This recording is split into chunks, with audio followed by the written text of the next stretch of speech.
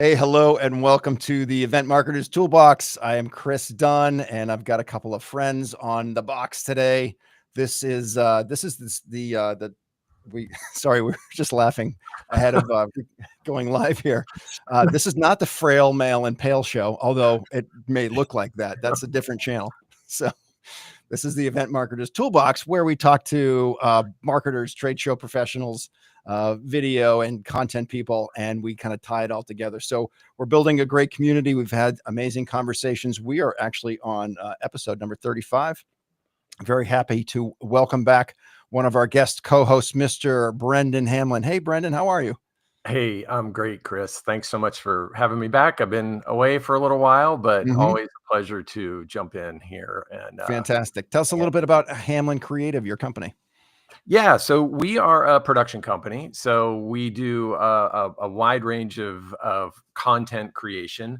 A lot of that ends up being in the live event space. So, trade shows, experiential marketing, activations, all that kind of conferences, all that kind of stuff. So really love that special space where brands and a consumer or a B2B moment come together. It's really a unique opportunity to create content. And we've been doing that for over 10 years now. So about a decade plus that we've been in the content business. Fantastic. That's good stuff. And then I've got another guest. This guy over on the other side. He's over there for me. Whoop, I'm mirrored. There we go. So that is Mr. Brandon Lee. And I'm going to throw it out there right now. Brendan and Brandon, like I am going to F this up. It's going to get messy, but just follow along and everybody just keep talking regardless of whether or not I say the right name or not. I got called Blee in like high school and college. So if you need to go to the Blee for B Lee, then B. go Lee, for it. okay. I respond. There we go. I've So been called lots of names in my life, so that one's one of the nicer ones. Brendan would be like actually one of the better things, even though it's not actually your name. Fair enough. Yeah. So normally I start talking a little bit about our sponsors, one of which is Blue Hive, the company that I work for. But Brandon Lee, actually, you started the company called Fist Bump, and you are one of our sponsors. So this is a very cool opportunity. I've been on your show a few times. Yeah. I actually met you because of Mastering Modern Selling. I found my way there. I think it was Larry Levine was a guest. I was a follower of Larry's. I ended up following your show, consuming your content. You and I connected. We start working together. I signed up for a coaching program, and then lo and behold, here we are. Fist Bump has been producing our podcasts, helping us create this amazing content on this channel for 35 weeks, right? We started the first of the year. So here we are. Great to have you as a guest. Why don't you add a little bit more background and color to that? How'd you end up with the name? Fist bump. Yeah, it's funny. I use the fist bump emoji, even though I think it's technically called punch face, which is a totally different use case. But I always saw it as a fist bump. Look, I've like in business, anyone shakes your hand, right? You meet someone, you shake a hand. You have a bad meeting, you still shake hands. But a fist bump represents somebody that you have a connection with. Like you have you've built some sort of rapport. There's that emotional connection. And I'm a big believer in emotion. People, we are emotional beings. And I love the expression that logic makes us think, but emotion makes us act. And so throughout my career, I've been fortunate to learn this pretty early on that, business happens through relationship. My very first sales job, I had a leader who told me my job as a sales guy was to go out there and be likable and build relationships. Said, you don't need to know everything because you won't know everything, but your job is to build those relationships, build trust and rapport. And then when they have a need, we bring the team in. And then you've got the collective intelligence of the team. And it just always stuck with me. I enjoyed it more. I enjoyed that part. It made work a lot more fun and made relationship building the core part of my work and my success. And I think there's another expression that we say a lot, which is your net worth is your network. And I've just been a big believer in that. I've tried really hard over the years to focus on that network first, give first, serve first, and believe that we can't really outgive the universe. And so the more we give, we also get. And it actually makes it a lot more fun. Yeah, that's awesome. And I think one of the reasons that you and I hit it off is because that's certainly been my kind of thought process and my mantra. Just go out and make friends. I don't have to be perfect, but I have to care, right? And have a purpose behind it and have a strategy, right? Yeah.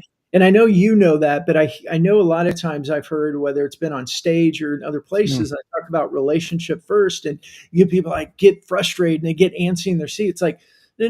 We're not just out trying to build friendships. It's a relationship first motion, but there's always that strategy of where can we serve, where can we add value, where could we benefit people, and it's not like we leave the sales behind and we're just like, hey, friends. So I think that's important just to clarify. There's some CEOs out there I've encountered that it's like, if you're not, always be selling, always be closing. It's like, yeah, that was a great era, but it's come and gone. Yeah, absolutely. Hey, we're on a live show today, pretty much as we are every Thursday at noontime here Eastern. Dave Childs is already checking in, but just a reminder: drop comments into the comment section here, and we'll react to them. I would hope. Keep them clean. And we'll work those in to the best of our ability. But we've got a great conversation coming up. So thanks again for joining us. Mr. Hamlin Creative, and obviously Brandon Lee of Fist Bump. Just a quick word. So Blue Hive is our sponsor. That's the company I work for.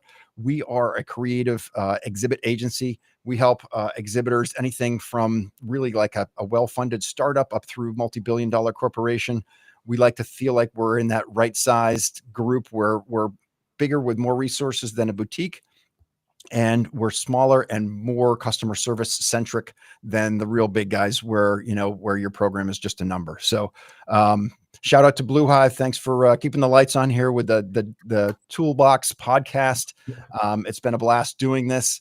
And I'm sure we're going to get into kind of some of the reasons why having a show, becoming a thought leader, and ultimately using that reputation that we're developing to help build revenue. I'm sure that's going to be a talking point. So that's the meat and potatoes of the show. We're going to get into it, and I'm going to kick it over to my co-host, Brendan with an E. Hey, why don't you take it away and kick off the first line of questions? Yeah, sure. And just, so I've grown up in the South, and so my name is interchangeable. So I have been called Brandon as much as I've been called Brendan my whole life. So, which will just further confuse everybody. So, and then you get the occasional Brian thrown in there too. Yeah. Just, hey, anything with a BR, I kind of respond. Right. Yeah, that's true. Is it coincidental that my son's name is Brady, starts with a B? My dog's name is Barton, starts with a B. I mean, I don't think so. I think we're meant to be here. This is something that the universe has been contriving to put together for a while. See in the two B's.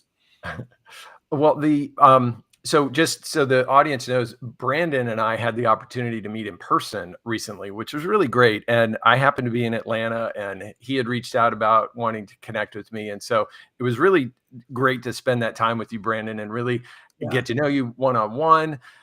We got kicked out of a meeting room, which was kind of exciting. Like, wow, who knew that was? Who are these guys? Yeah, who are these guys? Get out. But I think what I wanted to dive in a little bit more with, and we talked a little bit in our time together, was really this notion about reputation, and how is that sort of the currency of today, especially in we spend a lot of time on LinkedIn, we're building these networks, but how does that reputation kind of permeate in through the your business point of view? Yeah, so I want to go down two paths. So let me start with one. And the first one is that for like the hardcore sales leaders, CEOs, it's all about like, prospect. We're not discounting that. But when we look at reputation, because we have these tools, we have LinkedIn, we have YouTube, we have Instagram, we have all these digital tools, it gives us a richer way to use that to actually build reputation, right? So we can use LinkedIn and we can post about our business and what we do, which tends to get highly ignored and very boring. And we could do that. And I'll say LinkedIn, but insert any social channel there you want. We could also use it for direct messaging and using it much more like email, because none of us get enough email. We need more direct messages trying to sell us stuff in our LinkedIn inboxes. Or we look at this and go, I mean, the aha moment for me came back in about 2018-ish, is when it dawned on me that LinkedIn is actually just like a big conference. It's a digital conference, but it's 24 hours a day. Everybody in your industry is there. They may not be here right now, right? But they're there. Everybody has a name tag, just like at a conference, so you can look around and go, oh, I want to meet that person. And in a live event, we don't walk up to somebody, pull out our brochure and stick it in their face as our first motion and go, I do this. Do you have 30 minutes for coffee? Right? We don't do that with real human beings in real life, because it's rude and it's ineffective.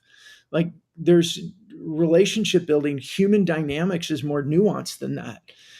We all have a wall that we put up. We want to know, who is this person? Do I feel like I can trust them? Do I like them a bit? I mean, know, like, and trust has always been the foundation of sales. And I'd say over the last 15 years or so, with so much tech, we've, in certain industries, and not all, I mean, I like Chris's comment up here that true business is a byproduct of solid relationships.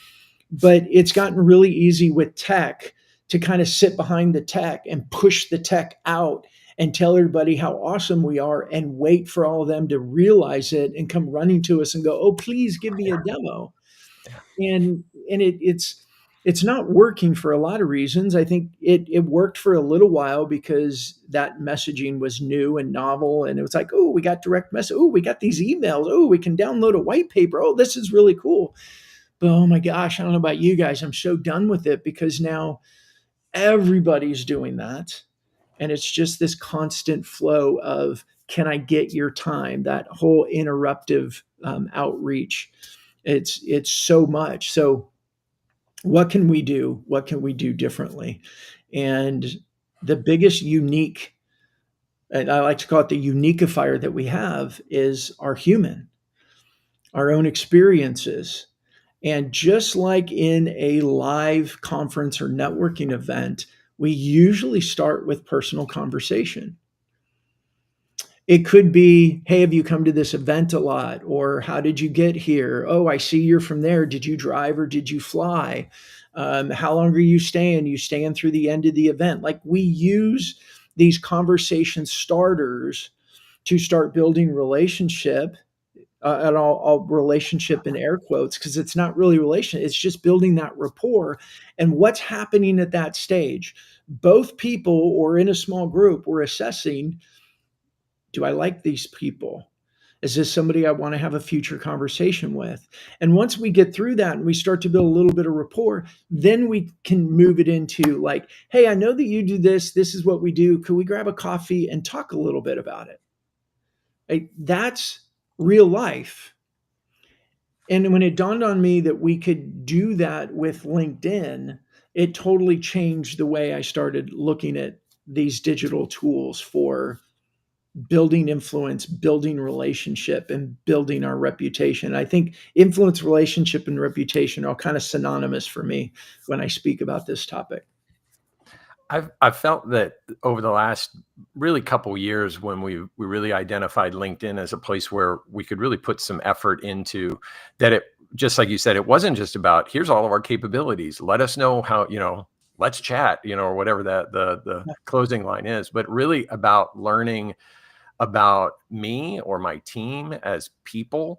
And then, because there's lots of people that do what we do. So what's the differentiator? Just like you said, Brandon, it's me, or it's my team. It's how we treat that client, how we interact with them. And that's the way that we can really connect with our clients in a different way, and draw more people to us. So that's why we do our posts are varied. Sometimes it's about a project we did or capabilities that we do have or a place we visited or something personal. And that sort of ebb and flow creates your own personal brand, which I think then leads back to your reputation. Yeah, and we'll go back to that. Logic makes people think, and emotion makes people act. Well, when we start to incorporate our humanity into our business and create content, we're giving other humans an emotional way to connect with us. We're giving them something to remember us by. Again, we are the uniqueifier. But if we're not sharing that part of us, sharing from our experiences, sharing from our observations, even sharing from our feelings, I'll give this as an example. Shout out to Benj and McKinsey at System and Soul, who are one of our fist bump clients, and they have their show, Sessions by System and Soul. And Benj and I had known each other on and off throughout the years. We're never really close, but we saw each other one day, and he said, "Brandon, I need to talk to you. I got to take a look at this leader-led content. Let's chat." Great. We schedule a coffee, and I asked him. I said, "So Benj, why me? Why now?" And he kind of like laughed a little bit, and he's like, "I can't believe I'm going to tell you this." But he goes, "A while ago, you posted in LinkedIn, and it was you and your daughter on a hiking trail. But the message was about you forgot that a storm had just passed through a week prior and didn't think about it. And you got out there and the trail was a mess." And so we were like climbing over down trees and, there's rocks and stuff, and the trail wasn't as, smooth as it used to be. And I related it to business. Sometimes in business, we show up and we think, here's the trail, and we find out that it's not as smooth and not as easy. But what did I do there? Let me dissect that for people. I used a picture of my personal life. Yeah. I'm sharing a little bit about my humanity. I like to hike. I like the outdoors. I'm very involved with my children. And then I related it to business, and he remembered that. He remembered that post from years prior. Why did he remember it? The personal part gives the emotional connection, and we humans are emotional. We can't get around it. We're various levels of emotion, but we're at the core, we're emotional beings. So it gave him something, and my uniqueifier, he remembered it. He likes hiking. He likes going out in the outdoors with his kids. He's got 4 kids. He likes spending a lot of time with his wife and his kids. So I gave him something to remember me by. If I had just talked on that about live shows, podcasts, content engines, and all that, it probably would have been, that's where the logic, that's interesting. And 60 seconds later, he's on to the next thing and completely forgot about me. Right. So that's where our reputation, we have the ability to rise to the top in people's memories and psyches and emotions by bringing a bit of our humanity to the table. Now, I'll say this for him, I'm not saying go like all kind of Facebook. Like, I don't put pictures of my plate of food and tell everybody I'm eating lunch. Yeah. But it's incorporating bits of your humanity, just like you would in a live event. If you're at a conference, they go, "Well, hey, have you ever been to Boston before?" Like, "Oh, I came up with my family one time, and we went to the aquarium, and we did this and we did that." You would share some of those types of things. Yeah. Why do we do that? We're building rapport. We're sharing bits of our person. Yeah. It's interesting. Obviously, Brandon, you and I met and I started working with you on our LinkedIn presence, both for myself as well as my company. And it started really to make sense. And as you're talking about it, I'm the event guy, right? I'm trade shows. And I'm like, the motions of what we're doing here in using this digital platform and social networking and so forth, are so similar to what we do on the trade show floor with regards to how we're building rapport, how we're doing that. And I know we're going to get to it in a little bit, but obviously the idea of building that reputation that we're talking about, and leveraging that to push more interest when we know we're going to an event, right? We can build a pre-show motion that takes advantage of all of this stuff, where we're creating this kind of a secondary funnel type of a thing to drive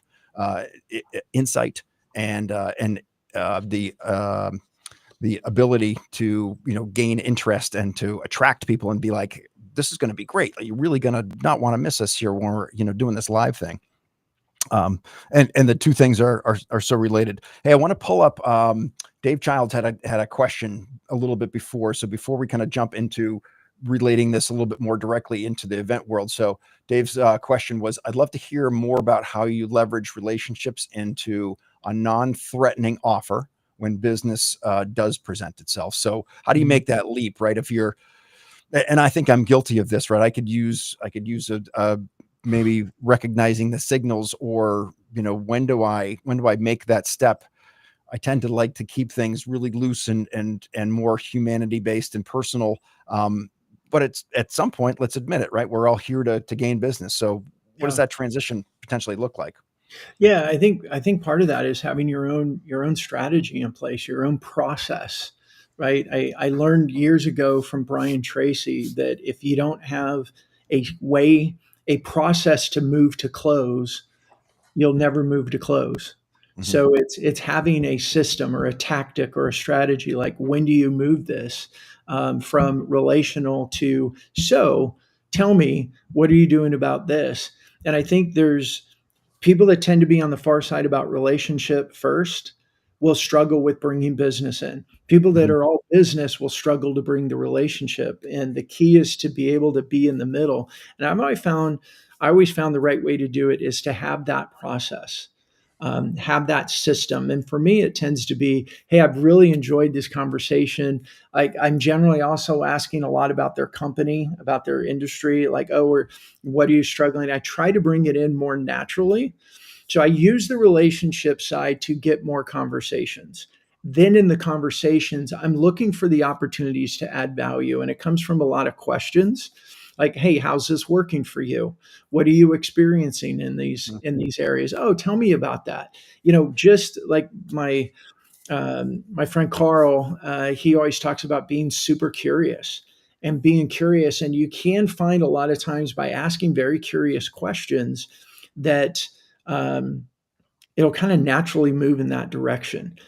One strategy: be curious, ask a lot of questions, and start using your questions to lead the conversation to the topic that you want to ask about. And if you really believe in your product, your service, and it's very beneficial, it should be very natural. The second way, and this is what I learned way back when from Brian Tracy, was more direct.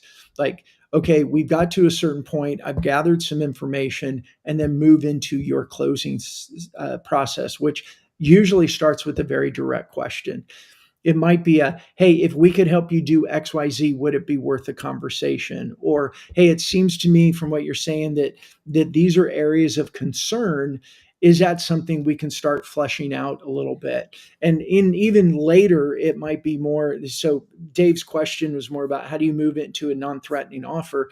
First of all, I try to move it slowly in that direction and see it evolve. But if it's more of like, if you're more of not too much of a relational sale, but it's more transactional, then it's definitely a very direct, hey, here's what we do. Is this something that would be of interest to you? And move it very quickly. I just haven't sold transactional in so long. I do it more from that place of curiosity with lots of questions, but I'm constantly looking for the opportunities where I could add value. And usually that value starts with a question. Is Yeah, that perfect. I think that's yeah, a it's great hard answer. without a specific example. Right. And Dave did say he's a relationship based guy and he's working his way to the middle. So Yeah. I think we hit a I chord there. love that. I love the way he just Yeah. said it. Yeah. I shared with you guys, I think before we went live, I like the term go to network Mm. instead of go to market. Go to market, just over the years, it's really like, how are we going to go outbound? How are we going to go communicate? How are we going to go tell everybody like who we are and what we do? Go to network for me is, hey, let's find our ideal customers. Where are they? And how do we go put ourselves in the middle of that and become known? Build relationships, build influence, become known, which a live show and podcast is a really great way to do that in a very specific space. Because now you're bringing in guests that your ideal customers know of. I mean, we have all these different guest and episode strategies that you can use, but go to network is a mindset of how do I go get in the middle of this, learn, give, and become more relational, influential, and relevant, and build my reputation. Yeah. I want to use, love it. Love it. I want to use kind of this as the pivot point to kind of talk a little bit more specifically about events, and trade shows and so forth. So, how do we take some of these strategies and leverage them for our benefit at events? And as you're talking, I'm thinking we do trade shows as well, right? We not only build the booths, but we go out and we do shows ourselves. And I'm standing in the booth and I'm having these conversations and I'm thinking about, how you're strategically kind of working your way through these conversations. A little different when you're at a trade show, right? And somebody actually approaches you and comes in, you kind of know that they're there for a reason. We're going to get to that business conversation sooner than later. But again, if all I do is run up to them and be like, are you ready to buy a booth? You want it in blue?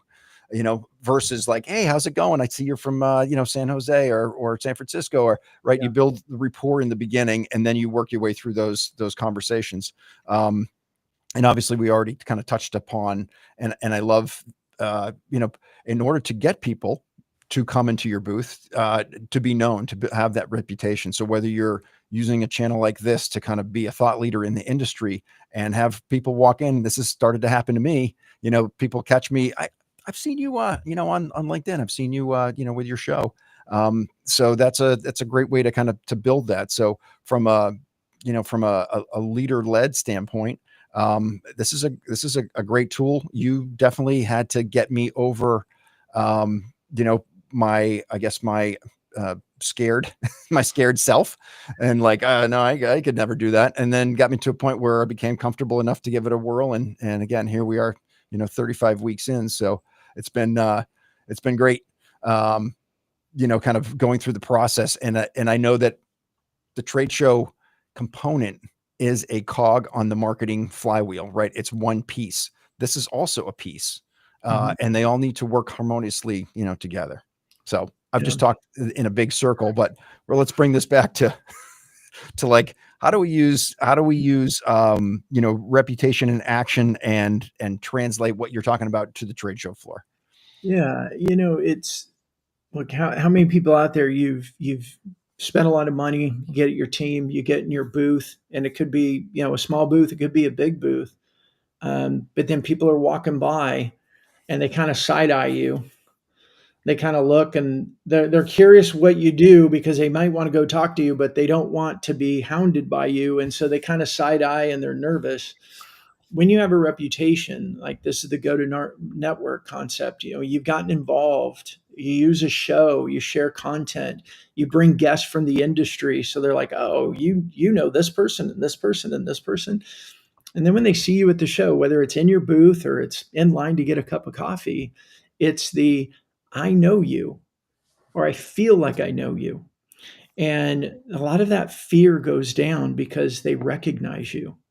They've heard you online. They've seen your content. They've watched your show. They get a sense for who you are, and it lowers that barrier. And a lot of people, whether it's them coming to us, which is great, or it's when we go to them and they go, oh yeah, I feel like I already know you. I see all your content. Just that wall drops down immediately. And now we're in conversation. I think that's the biggest way, like, planning and spending hundreds of thousands of dollars to go to an event, or if you're a smaller company, you're still spending $20,000, $30,000 to go to an event. That's a big expense. It's a big investment. And a lot of times the strategy is hope. I hope we're going to get there. And I hope a lot of people are going to come into our booth and we're going to scan their badge, or we're going to build a database and we're going to go email the heck out of them for the next month afterwards. And we hope that's going to turn into something.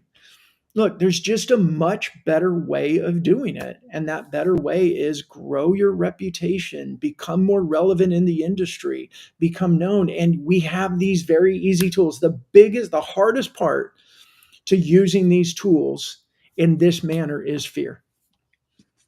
Getting outside of ourselves and putting ourselves out there. That's the biggest challenge that people have. It's scary. I get it. Like, we're putting ourselves out there for people to take pop shots at. Well, you said this, and well, I didn't really mean that, but you just, you get punched. And, the cancel culture doesn't seem to be so high like it was years ago. And so I think some of that is starting to wane a bit. But for a while with cancel culture, people are just too scared to put themselves out there. Like, what if I say something stupid? Well, you know what? When you're in a boardroom and you're presenting to a prospective customer and it's filled with people, you have the potential to say something stupid there too. But you don't, because you're thinking about it. You're aware of what you're saying. It's the same thing here. We just have to be aware of what we're saying. Don't say stupid things. How's that? Or if you do say something, if you do say something stupid, you own it and you just move on. Yeah. I said that. That was wrong. Sorry. But what I see with this trade shows, yes, we have shows. There's strategies around. We're going to go to a trade show. I'm working with the customer right now, and we've got this trade show we're going to in January. Well, what are some of the things that we know about the trade show? Number one, we may not have the list of everybody that's going to attend, but if we know who they are, we know their industry, we know their titles, well, then LinkedIn and YouTube and all these other options where we can advertise, we can target them with ads, right? So we take clips from our show. Maybe we use a show like yours, and you have a strategy for a 6 to 8 week period where you have topics and guests that are very, very focused on the people who are going to be attending this show. And you talk about the conference. I'll say trade show and then live show podcast. But you can have content and topics and conversations that are very strategic to appeal to the people that are going to that conference. Start inviting them to come to the live show and podcast, sending out the connection requests. Much better connection request than, hey, I'm with this company and this is what we do. Do you have 30 minutes for a coffee? Is, hey, I'm the host of this show. This is what we do. These are some of the guests that we have. Love to have you attend, or maybe you or someone in your company would be a good guest for us. Very much different. But now you've got that content, you turn it into shorts, like social post, and then use very inexpensive brand building ads to target the people that are going to be at the conference. Here's what happens. They're seeing you. It looks like an organic post. It's just in their news feed. They're seeing you. Then they're at the event and they look over and they go, oh, I know you guys. The wall drops down. I'm not so scared to go in there. I've been seeing them, right? What's the, I just blanked on it. What's the expression is proximity creates familiarity. Yeah. Okay. We're able to be near them, not physically, but we're near them because we're on their screen, and they can, they keep seeing, then they see you in person. They're like, oh, you referenced my other show, Mastering Modern Selling, and Tom Burton is one of my co-hosts, and Kevin Brown, his partner in their business. They've been doing a show about a little bit longer than we've been doing Mastering Modern Selling. And they tell me all the time, Kevin goes to these shows and people tap him on the shoulder like, oh my gosh, Kevin. He's like, hey, how you doing? He has no clue who they are. Right. But because of the show, there's people out there, they feel like they know him, and they're, it's in a micro way. It's like, the Jimmy Fallons of the world. You tune in and watch him all the time, and you feel like you know him. If you saw him somewhere, you'd walk up to him and go, hey, Jimmy, right? It was that way for years with the evening news. Newscasters had credibility. All they actually did was read the news, but because we saw them every night and they gave us information that we wanted, we gave them credibility. We felt like we knew them. We would go out of our way to go find, see them in places. You see them in a restaurant, like, oh my gosh, that's them. It's a microcosm of that. But we then just have to use these tools in a way that allows us to do that. I think you'd actually mentioned, or maybe you and Tom talked about it on your show, but they've actually started in their booth, right? And his company is called, what's Tom's company? Tom and Kevin's company. Lead Smart, right? In the Lead Smart booth, they put actually the name of the podcast up just as high and give it equal billing with Lead Smart, because they knew that was a draw. And their format was really, the two of them get together, they kind of go through the news in their industry, and they've become that newscaster, right? They become that place of not responsibility, but being well known for delivering things that they want. That is a phenomenal. I mean, I've been thinking through like wanting to incorporate that episode strategy of a show. You're curating other people's content, and then you talk about it on the show, and you, in a sense, become the news for the industry. And Kevin and Tom get people to come to and go, oh my gosh, I love your show. It's like I watch it for an hour and I learn from you guys. And then I go into the break room, or I go into the boardroom and I go, I read this article the other day, and they like regurgitate the opinions that they had on the show. Well, they're not like just ripping it off. They're learning from Tom and Kevin, and their guests, and then they're using it in other conversations internally, and it's making them feel smarter, look smarter, be smarter. They're becoming more educated in the industry because of the show. Those guys are going to get all kinds of credibility. I mean, Tom and Kevin have been getting invited into businesses to come in and just talk to the leadership team because of their show. That has nothing to do with sales. Oh, it's got everything to do with sales. Right? Yeah, absolutely. Hey, we've got some folks checking in here. So obviously Dave has several comments. We see Miss Sarah Hamlin. Last name, any relation to Brandon? Brendan? Yeah, I think so. No, I have no idea. Look on the family tree. Exactly. Chris Musgrave. So Chris has got a question here, and I've read it a couple times. It's a slippery slope. I don't know if Mile, can we pull this up here? Slippery slope for those that don't have solid fundamentals of the approach, as their presence can also become fatiguing depending on the content. Yep. Yeah. I here's the way I read that is, we have to train. We have to train this. In one of my companies a long time ago, we trained over and over again how to work a room at a cocktail party. That's where a lot of our prospects were. And we know, you look at it, I mean, this, we're all the same age. We look in this room and you're like, hey, this is a target rich environment. Got my quote? You know where it's from? It's a target rich environment. I had to throw a little Top Gun in there.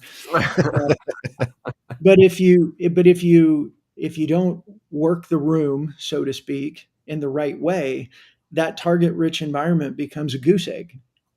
Right? Everybody in here, we want to know them, but if you're not equipped, you're not skilled. So we did a lot of training with how to start conversations, how to be a good conversationalist, how to be curious, and then be able to go around. Like, how do you go and just, for a lot of people, it's just practicing, like, how do you go walk up to a complete stranger and introduce yourself? Sorry, Chris, that was in regard to the familiarity approach. Okay, so let me start with those that don't have a solid foundation approach. Oh, yeah.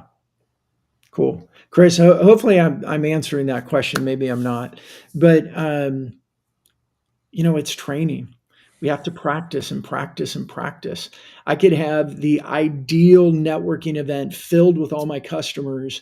I could sign up, but if I actually don't show up, it's a wasted event. Or if I do show up, I get nervous and I just go sit up against the wall and drink my drink and stay for a couple hours and leave and don't meet anybody. It's a wasted environment. So I think that training is really important, whether it's a live event, and the training is super important when it comes to creating content. Because number one, having a community of people. I mean, Chris, you and I have done this within our community of people like, hey, I tried this and it bombed. It was awful. And you got people around, oh yeah, I've done that too. Don't worry about it. Keep going. You have that support and that encouragement that when you try something that nobody cares about, you can at least laugh at it and go try something different. When you're alone, you're in a silo and you post something and you get crickets, it's really hard to recover and go, oh, let me go do that again tomorrow. I love it. That felt so good. Yeah, right. Now, Brendan, you're an entrepreneur's entrepreneur. You've started several companies. Even your approach and what you're doing has evolved with regards to Fist Bump and the offerings. I know that specifically you have something that's really dialed in towards shows, but I want to kick this really over to Brendan. So Brendan, your wheelhouse is creating content on, at events, and then Right. the benefits that you get from taking that content, whether it's real quick, quick edits, pushing it out that night to maybe promote tomorrow, or using it after the show as after show follow through, or even taking that, first, event A, taking that content and then using that to push people towards event B, which is 5 months from now, but similar enough that we can talk about it. So I want you guys to, kind of run with that conversation, but I see some nice paths being kind of crossed there. Brandon, your you have a specific kind of motion, booth, the kind of the booth domination type of thing. You're kind of working on, some show related projects like that, creating content on site, being visible, microphone in hand, interviews, all those kind of things. So I just kind of wanted to start that conversation, and let's see where that goes. Yeah.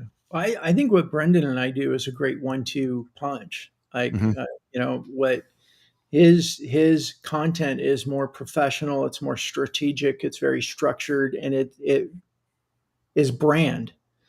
What I look at is, how do we take the humans that are inside of the brand and leverage their humanity to go build influence and build relationships? I think they're very, very complementary.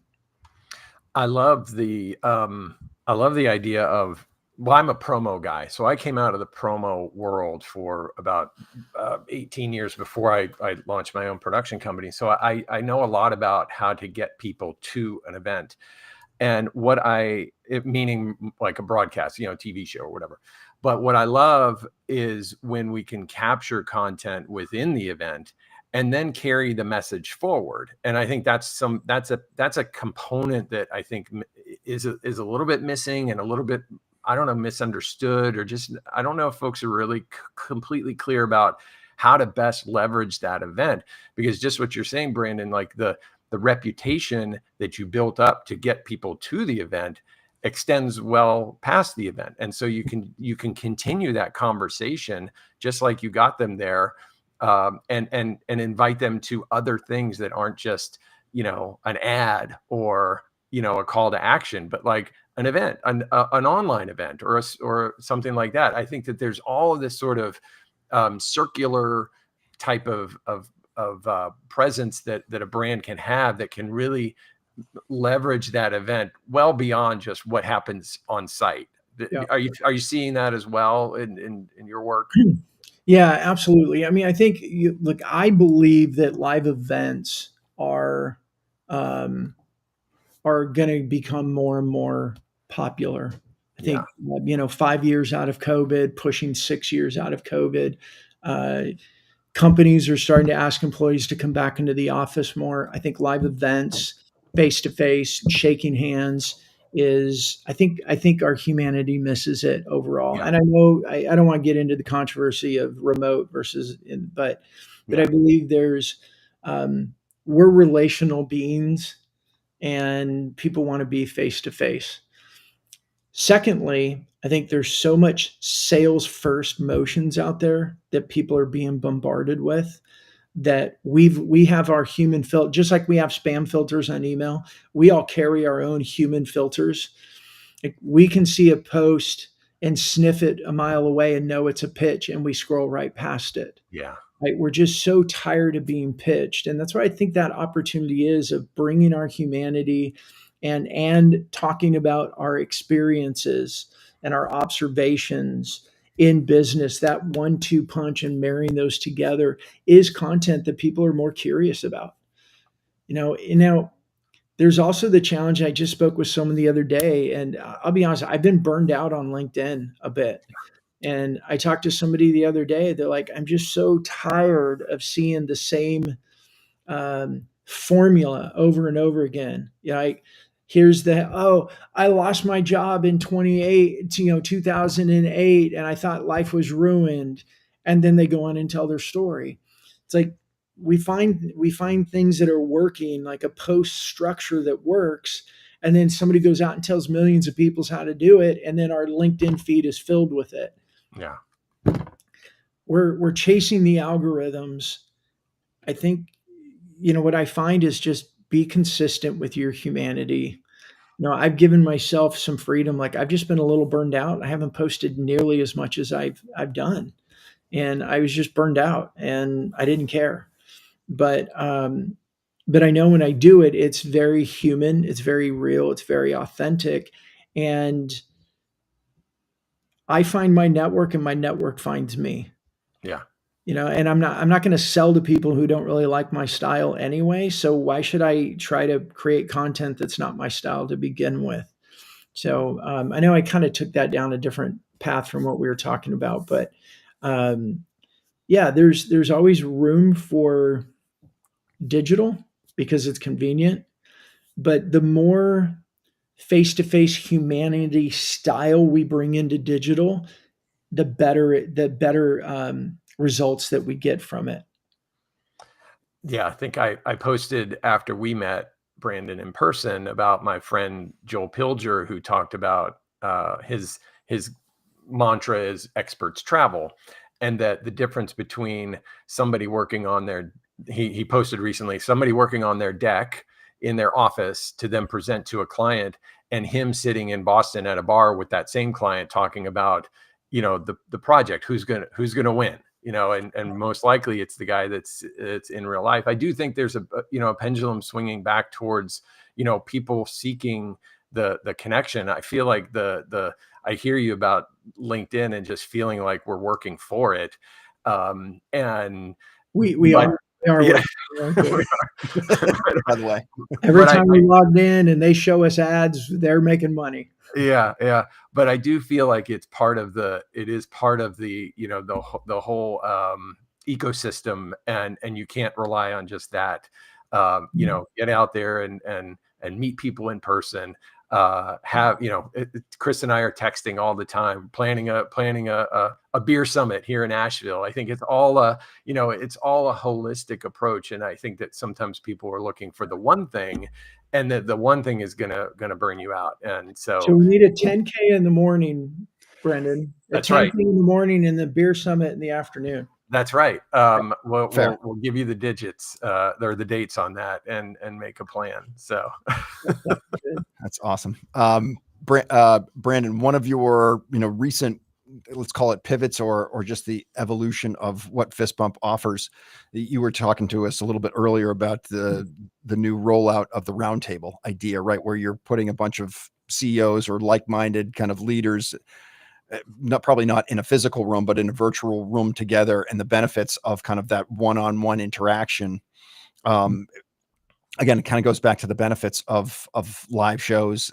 Live events and being face-to-face with people and not just, somebody shouting into a void, but actually, back and forth conversations between just a couple of people in like a small group format. I also think that live events are just going to skyrocket from here. And a lot of people are talking about micro events and just finding ways to do smaller, more, really intentional versus, the thousands and thousands of people. So there's just some similarities there as well. Yeah. Look, I think the foundation of all this is it's harder and harder and harder for us to get conversations with our ideal customers. That's the foundation of it. And we all want more conversations with our ideal customers, right? Everybody listening, we can agree to that. If we're all getting pitched so much, we all have way too much email, we all have way too many calls coming in from unknown numbers, it's going to keep getting more and more difficult to talk to them. We've got to flip that script. We've got to change. Like, how do we become attractive for them to want to be in conversation with us? We have to add more value, and that doesn't mean better pitches. It doesn't mean, tell them more about who we are and what we do. So the roundtable is designed that we can invite a bunch of like-minded people into a peer-to-peer conversation. Very clearly, this is not a sales pitch, and it's not a webinar. Like we've collectively kind of ruined webinars too. Webinar used to be you show up and you're going to learn something, and now they're about 40% of kind of teaching you something, and then 60% of a sales pitch where they're going to just go do it for you. Right. And we've learned, we're like, I don't want to go to webinars anymore because I don't know what I'm going to get. Is it going to be a waste of my time, or is it going to be a true webinar that's going to teach me something? And so I like this model. Our clients are the ones that moderate it. They host it. They put it together. It's just like a micro event. It just happens digitally. And we're inviting their ideal customers. The topic of conversation is the topic that they care about, not the moderator. It's like, oh, I'm not going to do a roundtable on podcasts and live shows if people don't want to talk about that. I'm going to do a topic that they care about, so they want to come, and I'm just going to moderate and help them talk with each other. And yeah, I'll have my opinions and everything, but when we do that as a moderator and we get 20, 25 people in a room, and then the next day we call all 20, 25 people who attended and say, hey, how was that? What did you get out of it? They're much, much, much more likely to answer our call because they just had this great peer-to-peer experience that you put together, you coordinated. It's like going to an event and wanting to know the company who coordinated the event because they know everybody. Right? So that's the basic concept of the roundtable, but it always comes back to the same model I focused on for most of my career, which is how do we put ourselves in the middle of the community of the people we want to know, who we eventually want to sell to, and become more relevant, build our reputation, and become more influential. And right now, what's working really well is these peer-to-peer roundtable discussions. Just be the moderator.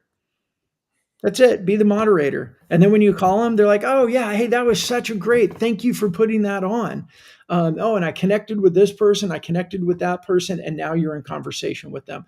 And that's been, from everyone I talk to, the hardest part right now is getting their at-bats, getting conversations. It's like, well, if we're playing the numbers games and everyone we talk to is like, we do X, Y, Z. Do you have 15 minutes for a coffee?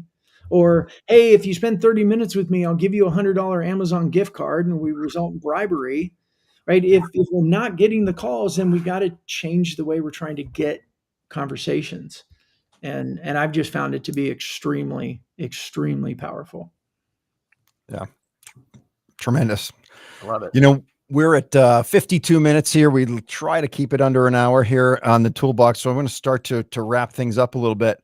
One of the things we like to do is ask our guest about 3 kind of tips or tactics. So, Brandon, kind of Sure. whether they related to the pre or during or post show, but kind of, can you drop a little knowledge on us with a few tactics? And I'm going to say the main one, and it's really, really difficult for people to do it because of fear. But try this and get several people in your company or build a group of people and all try this together. And it's that marrying of something around your humanity and then add it to your business. Like the story I told about the picture I took of my daughter and I hiking and then related it back to the uncertainty of business, and things happen that we don't expect and we have to adjust. If you're thinking like, hey, we need to be more active on LinkedIn, number one, don't go to AI generated content and just publish it. It stinks of AI and people are going to ignore it. But this would be the number one thing. If you can get over that fear and generally find a group of people that you can do it with, and then practice it, and create the post and share it with your community before you actually publish it. What do you guys think of this? And it's like any other muscle. It's like going to the gym. It's like working out. Brennan, you and I running. We didn't get up one morning and go run a half marathon. I started walking 45 minutes a day and then started running. Practice, get better at it. But I believe I've seen it. Chris, you're an example of it. When you start showing up, I love your post with Barton the dog. Right? You've taken a big piece of your humanity. I know you've engaged with lots of dog lovers because of it, and they remember you because of it. And a lot of their companies, they need exhibits. They need booths. They need you. And so I think It's hard. I get it. It's hard. It's so much easier to hide behind our title and only post about our company, our offering, or the industry. But they're out there waiting for you. And when you have that courage to show up in your humanity, you build influence and relationships. I mean, the three of us on here are a good example of it. We wouldn't have met otherwise, most likely. Yeah. Right? We wouldn't have met. And Chris, after I don't know how long it was when we first met each other in real life, it was a big hug and a beer and a great conversation because we had all this time online behind screens to get to know each other. But that doesn't happen if all you're doing is posting about your business. Yeah. It's leading with the flyer, and nobody wants to be receive a flyer. I like to refer that as just like fast tracking, the know, like, and trust. Like the very first time that we met in person was not the very first time that we met. So we immediately were like, how's your daughter doing with that thing? She just graduated, new job, other daughter got married. Great. Right. It's like we hit the ground running. Yeah. And I would say specifically around your audience, Chris, with the trade shows, you want people coming into your booth with enthusiasm. You want them to come in and go, I want to talk to you. It starts months earlier, and it's generally going to start not just with content. It's humanity content. They need to know you. Humans start with the heart and it goes to the brain. I know we want to believe everything goes to the brain and then it gets to the heart. It's just not the way we're programmed. Emotion creates action. Emotion creates memory. Anthony Iannarino, some of you know him. He's a speaker and author, and he's really well known in the sales space. And I was telling him one time, and I know I totally bummed him out, but it illustrates this point. When one of his talks at the Outbound conference, he walked out on stage and he goes, "Oh, hold on, let me drink water before I start." And he has a sip of water and he goes, "By the way, everybody here, the first thing in the morning when you get out of bed, you should drink an 8-ounce glass of water because your body dehydrates so much while you sleep." And then he went out and started giving his talk. Guess what I remembered from his whole talk? Drink water.